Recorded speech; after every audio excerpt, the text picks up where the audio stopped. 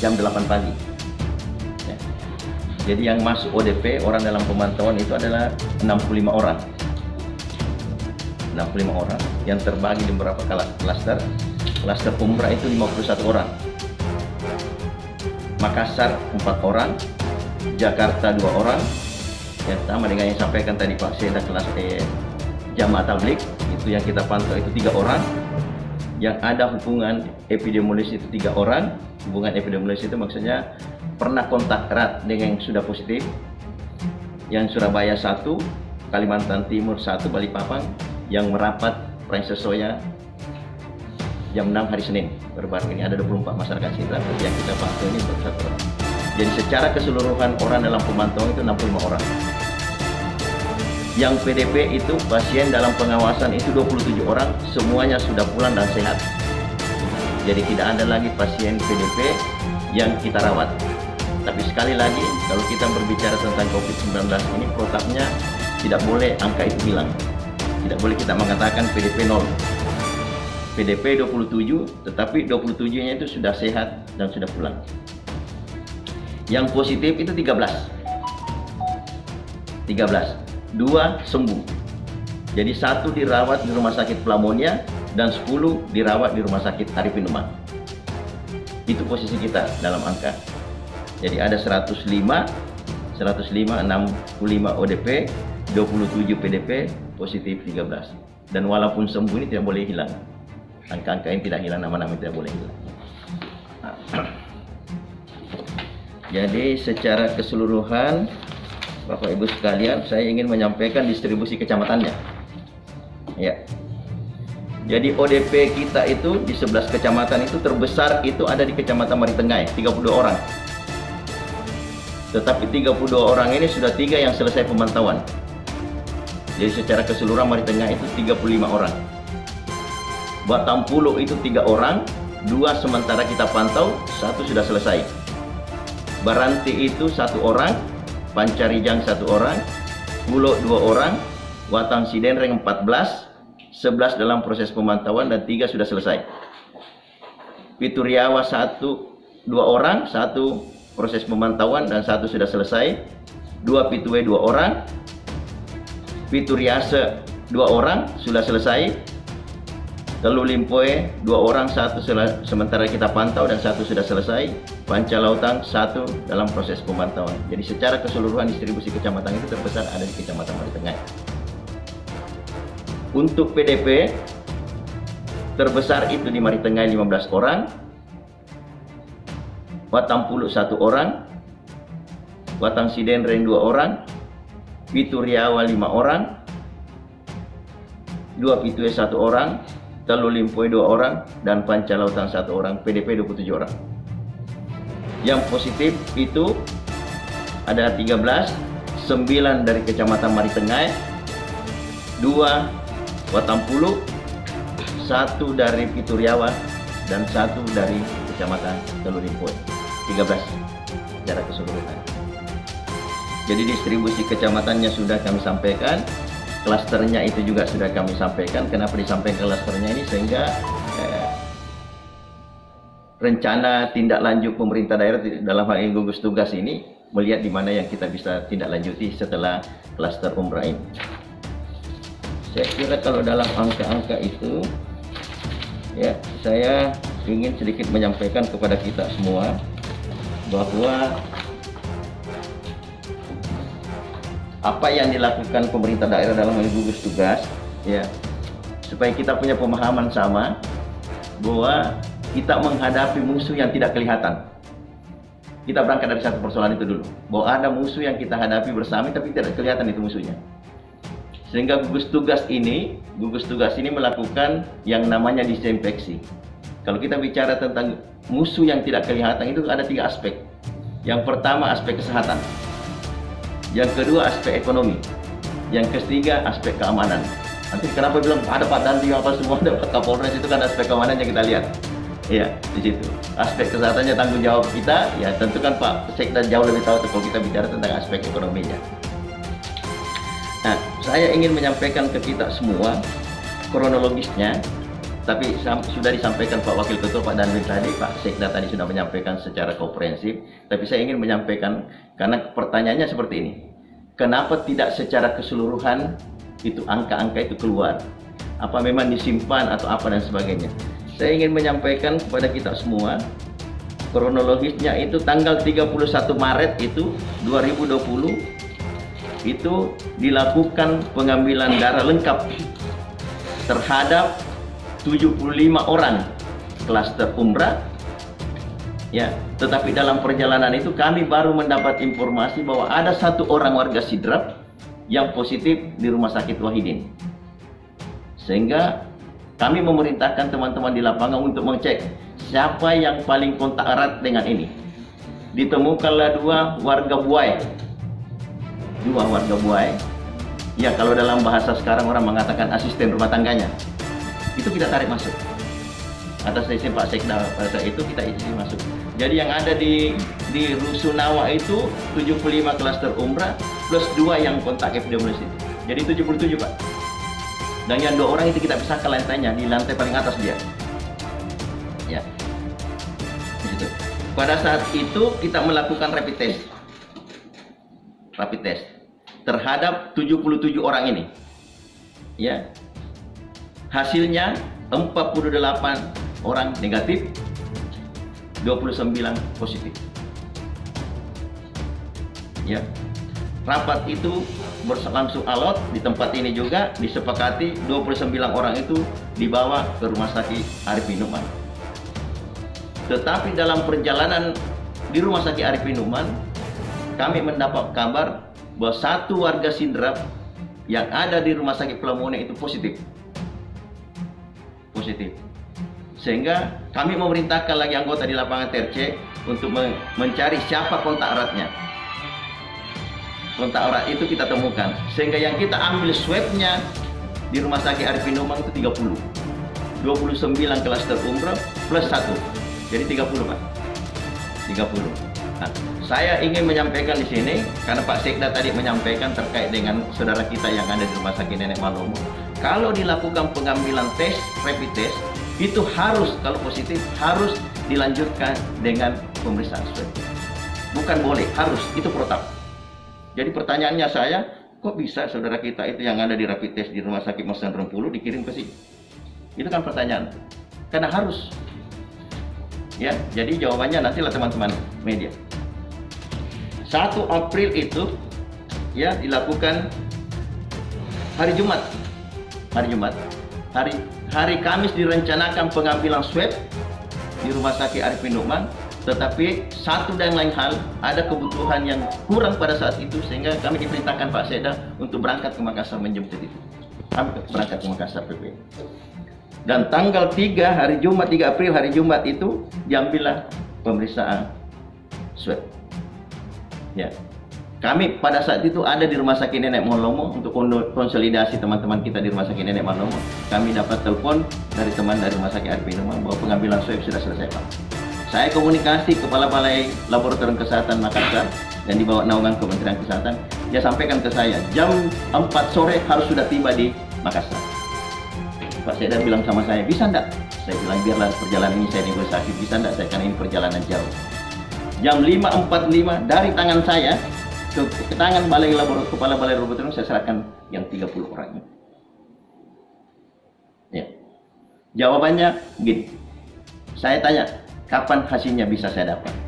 1 sampai 3 hari. Tapi Bapak Ibu sekalian, yang diperiksa di Balai Laboratorium itu adalah seluruh Sulawesi Selatan, seluruh Pulau Sulawesi.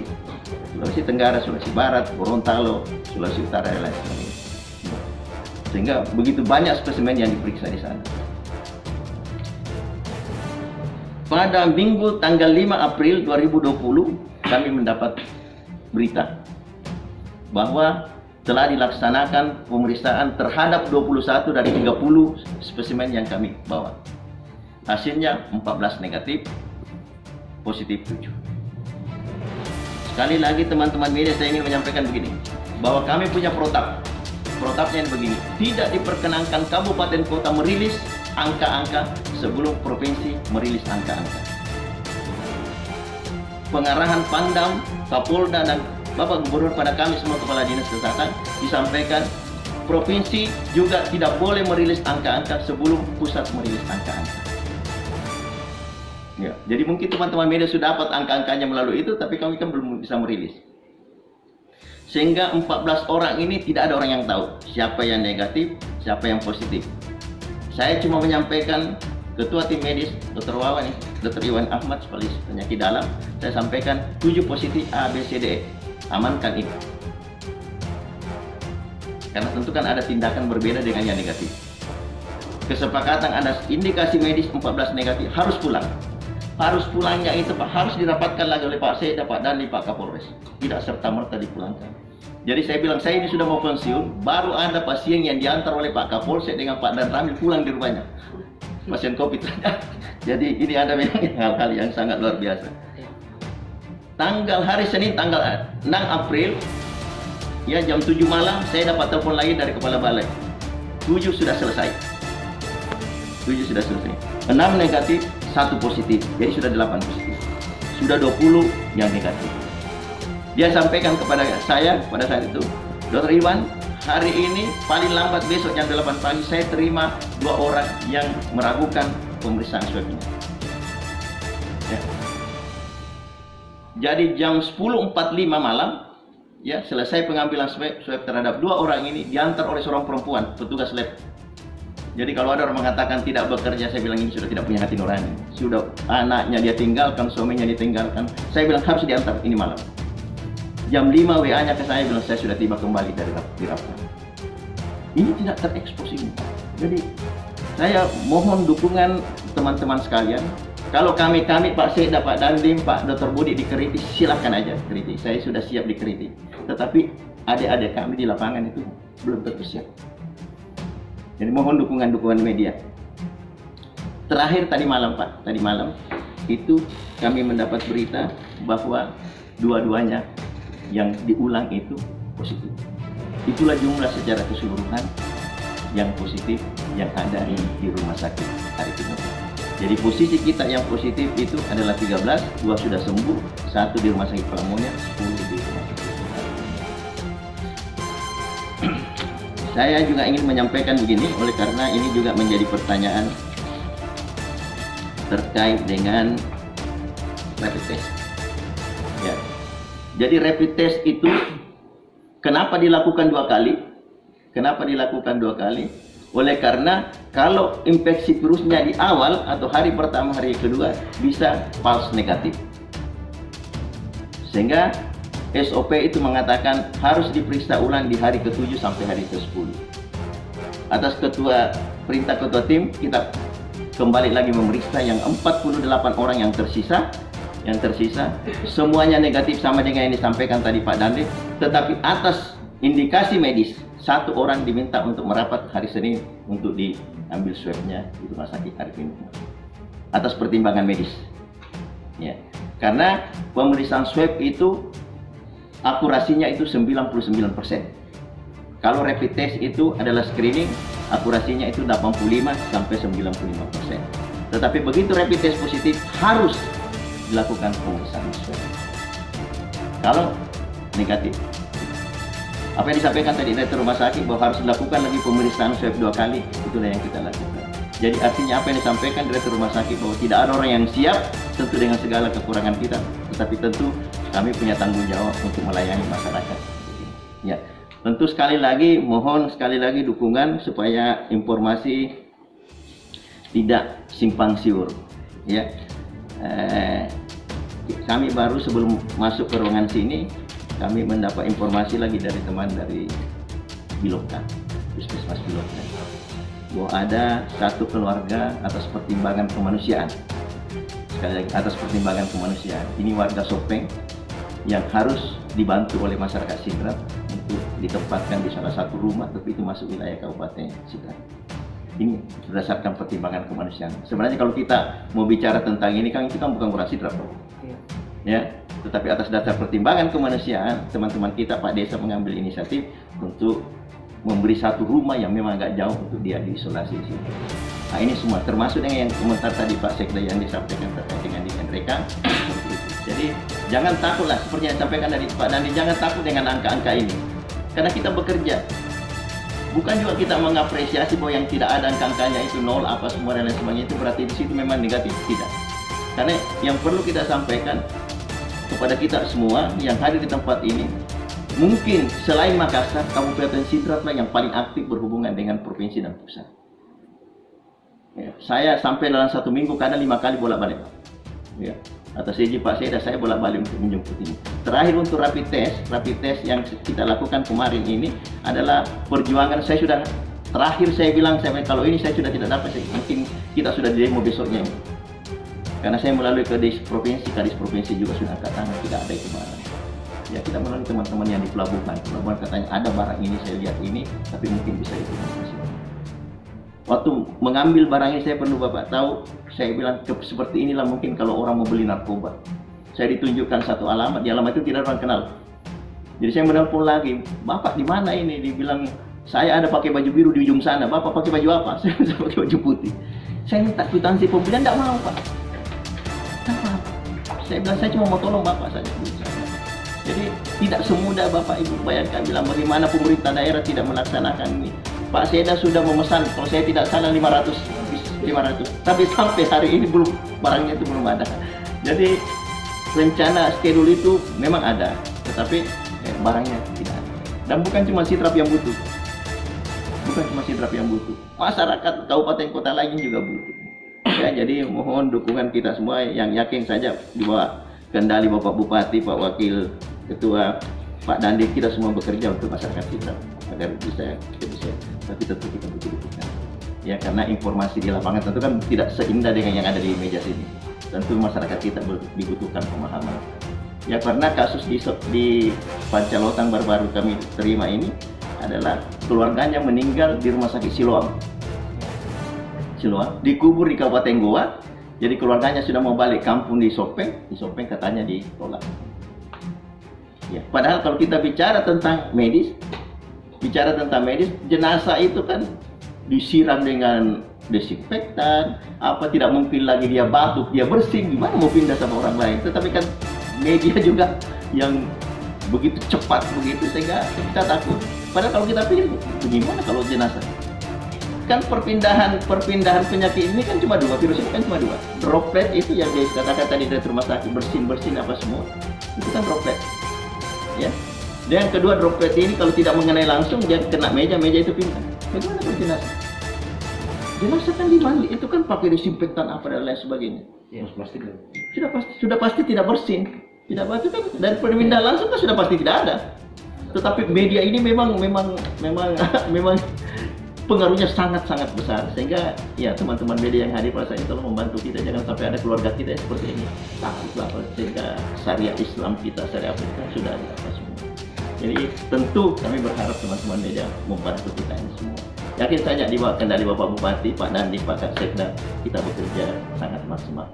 Yakin saja bahwa selain Makassar, Kabupaten Sidrap itu sangat aktif, ya sangat aktif. Jadi saya juga dapat informasi bahwa Dr. Budi mendapatkan 25 pieces untuk pemeriksaan rapid test. Ya, Pak Seda memesan beberapa, mungkin sudah 2 minggu yang lalu kita pesan. Akhir bulan Katanya akhir bulan. Jadi seperti itulah. Jadi saya cuma menyampaikan yang melengkapi saja apa yang mungkin terlupakan dari Pak Seda dari sampaikan.